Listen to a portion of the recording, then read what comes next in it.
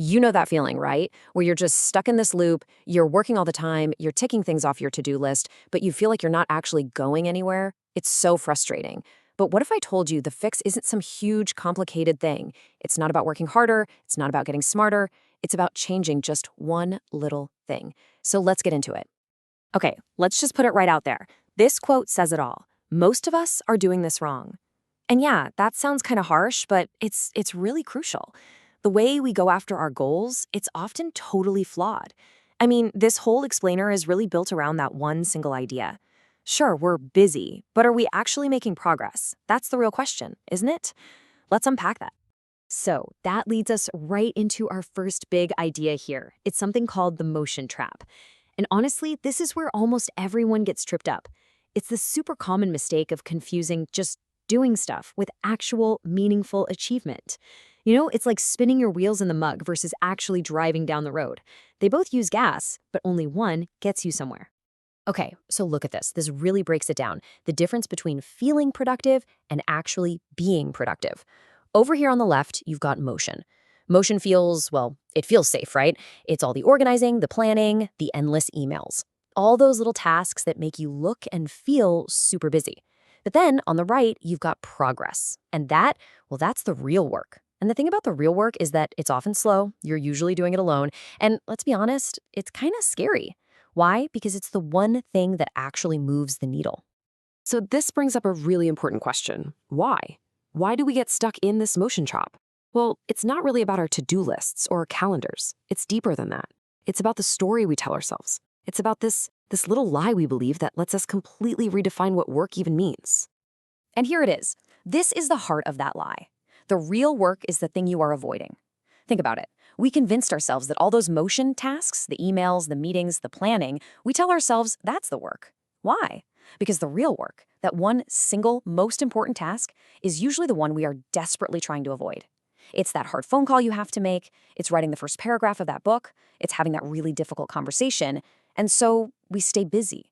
We use motion as a shield to avoid the thing that actually matters.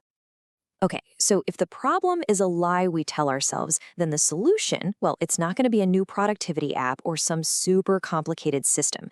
It's not about blowing up your whole life and starting over. Nope. It's about one single, powerful internal shift. Let's take a look at what that actually is.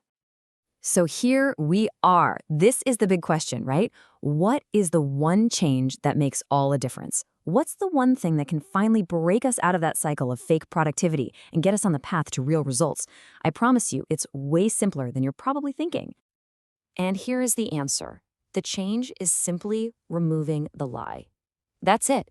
It's about getting brutally honest with yourself. It's about stopping the performance of being productive and finally turning around and facing that one big, scary thing you've been avoiding. That is the entire fix. Nothing more, nothing less. Okay, but what happens next? What happens after you make that change and start doing the real work? Here's the thing. Don't expect a marching band and fireworks. There's no standing ovation. When you finally start doing the real work, the results, they don't scream at you. They whisper. And learning to listen for that whisper, that is absolutely everything. This quote just nails it, doesn't it? That early stage is quiet, and that silence can be so uncomfortable. It can really feel like you're failing because you're not getting any applause, no immediate feedback.